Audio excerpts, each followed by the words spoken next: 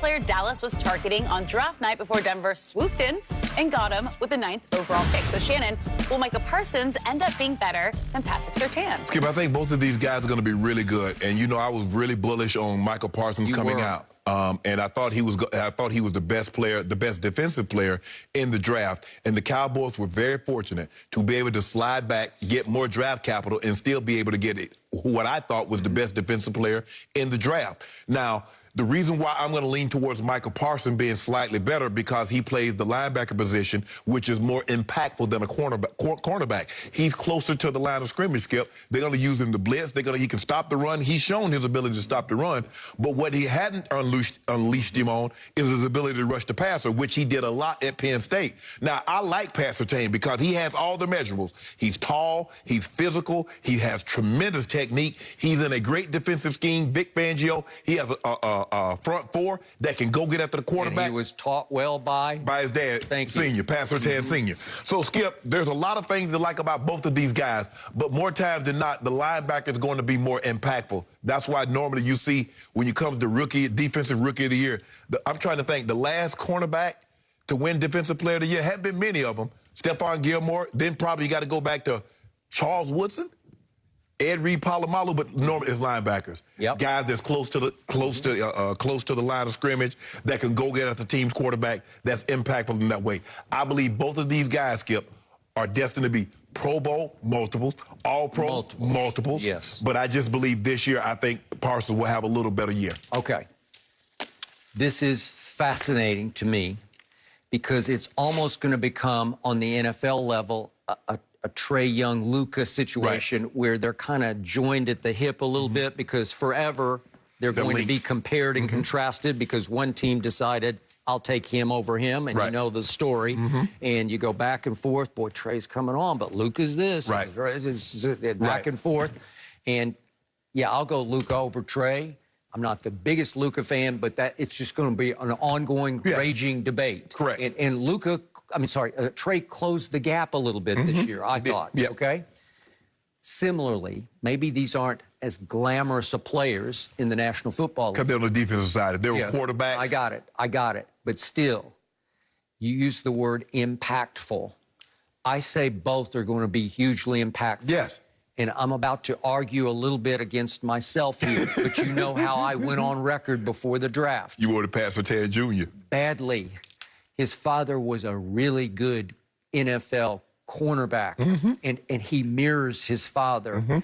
And I just liked him in interviews. He's so mature for his age. He's so confident in a good way. Yeah. And at that position, confidence is everything. Yeah. It can get destroyed at the cornerback position as quickly as it can at the quarterback position, yes, where you just lose all faith and hope. You just get lost. You're on an island. You're on an island.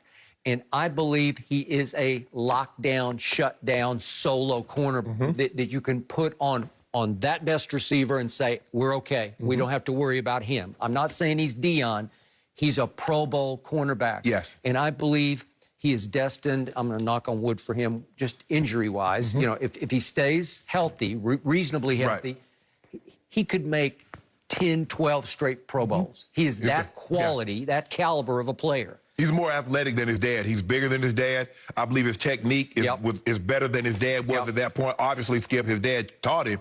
So he went to a top-notch program in high school, I think St. Thomas Aquinas. He went to the best program in all of football, in college football, Alabama. So he's used to playing on big stage. And by the way, Saban coaches the defensive backs. Yes. Okay. And so, Skip, I believe that he's equipped to be in this moment. So, unfortunately for me, your Denver Broncos were sitting at 9 and my Cowboys were sitting at 10 in the first round of this past draft. Correct. And I'm sitting there, and I know my Cowboys were sitting on Patrick Surtain. I just believe with all my heart and soul they were poised to take him at 10. And you know what happened? Denver said no, because I thought Denver might take a quarterback. I wasn't sure. I know they Yeah, I thought they were going to take. I thought they might take a quarterback also. Justin Fields was sitting right there, and Mac Jones was sitting there. Okay, so Dallas is shocked, like. They pulled the rug right out from underneath us. And so Jerry says, okay, I'm out. And so they moved back 2 slots because Philly, wanted to go up to 10. to get Devontae. Right. And they trade back 2 slots to 12 because now they're saying, well, next on our board is your guy that you said should have been first on their board, Micah Parsons. My issue with Micah was he had opted out of the previous, for COVID purposes, the previous year. So I didn't get to see a final year of him at Penn State. When I did turn on my TV the previous year, he would flash off my screen. Absolutely. Because he is everywhere on the football field. Okay, now I'm going to hark back, speaking of impactful, to what the great Jimmy Johnson taught me from the start when he first took over in 1989. He said, I believe at any level, NFL, college, high school, you win with pass rush and cornerbacks. And they go hand in hand, obviously. They do. And sometimes your cornerbacks can save your pass rush if you don't have much of it. And many times the pass rush can save the cornerback. Correct. But he said those are his 2 priorities on the defensive side. Okay, so now to your question about Micah, can he rush the passer? I saw him rush at Penn State. I didn't see him rush a lot in the preseason, but I don't think they unleashed him a lot. Neither do I. Okay, so here's my point. If he can get you 8, 10 sacks a year, that kind of pass rusher, if he can be Von Miller-esque coming off the edge. Well, Skip, he's gonna be more Devin White-ish. Devin White, I think, had 8 sacks. Okay. Can he be that? Right, Can he be impactful? But Von Miller is listed as a linebacker. Yeah, he is. Right? He is. Okay. And that's why. He stands up a lot. That's why the Broncos didn't go in that direction, because they got Vaughn and they had Chubb. Okay. Now, had they lost Vaughn, maybe Micah Parsons is a viable option opposite of Chubb. Okay. But since they kept Vaughn, they went to the cornerback position. And I thought it was probably going to be either a quarterback. I thought quarterback first, Mac Jones, Justin Fields, or they were going, if Surtain was there. I think the biggest surprise, Skip, was Carolina taking J.C. Horn at 8. I think that was the shock. That was a lot of people like, over Surtain, over Parsons? Right. And I think Dallas was in the derby there with J.C. Horn, I'm not sure. I just think they were ready to take Patrick Surtain. Oh, yeah. Okay, so if Micah can stand up on the edge and get loose and rush the passer and give you occasional double-digit sack years, you got me. Then you are correct, and I will be happily incorrect on this one, because that will only bolster a defense that was historically bad last year. It does. And yet the Micah I saw in preseason was all over the field. Without often rushing the passer, he covers like crazy. He can cover anybody. He can cover wideouts if you need him to, but he can definitely cover the tight end. So my point is that, wait a second, you want to talk about nose for the football? Everywhere the ball was, he was in the middle of it. Fumbles are happening. He's recovering. He's helping Keanu Neal dislodge a football. He's got a nose for the ball that you rarely see, and you can't coach it or teach it. So I'm going to give you that. But listen, when you have Patrick Surtain and it's Dion-esque, where you can just say, just take him. Just take Julio, wherever it is. Just take him. Just take him out of the game. We trust you over there with him solo, okay? Yeah, but he's going to have his growing pains because he's a rookie, and the guys are going to take advantage of some things that, as rookies, you don't really know all the techniques and all the little things like that. But with Von Miller and Chubb putting pressure, he shouldn't have to hold up very long. And the thing with this kid here, Skip, I don't know how much they're going to walk him to the edge. I think they'll blitz him like they do Devin White. You see Devin White's in his linebacker position, and the next thing you know, he's shooting the gap. He's getting matched up on a running back. He blows the running back up, and he's got your quarterback in the backfield. I think that's how they're going to use him. That's how I would use him, because they're very similar. I believe he's a little faster than Devin White. Not the size. Devin White's a big man. Big man. He's a big man. I mean, but Mike is still a little slender. You know, like, yes. Right? Devin White is solid. He's like a block.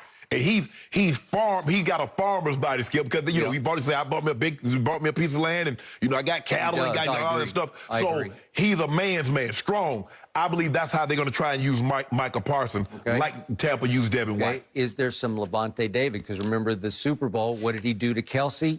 He took Kelsey out of the game. Okay, well, can Micah do a lot of that? He could, Skip, but it's going to take time. Levante David has been in the game long enough, and he knows. He's like, you know what? What I'm going to do is I'm going to try to get my hands on him, get physical, if I can just get physical, get my hands on him, the rush is going to be there. Their offensive line can't block our front four. So I can be ultra aggressive because why, Skip? We're playing two deep safety. I know I got help over the top. So I'm just going to take away the quick stuff, underneath stuff. And then if he gets deep, I got two safeties looking to blow him up. Yeah. So that's the way you have to play that, understanding that I got help behind me. I'm just going to get physical as I possibly can, take away the short stuff, and I know JPP and those guys, Shaq Barrett, they'll be there. And sure enough, right on cue. Okay. Bottom line, I hope I'm wrong about this. Because if I'm not, What? it just killed me. You can look at my timeline and my tweets. Yeah. I just fell on the floor when they took Patrick Surtain. Skip, it's just hard for me to see a scenario.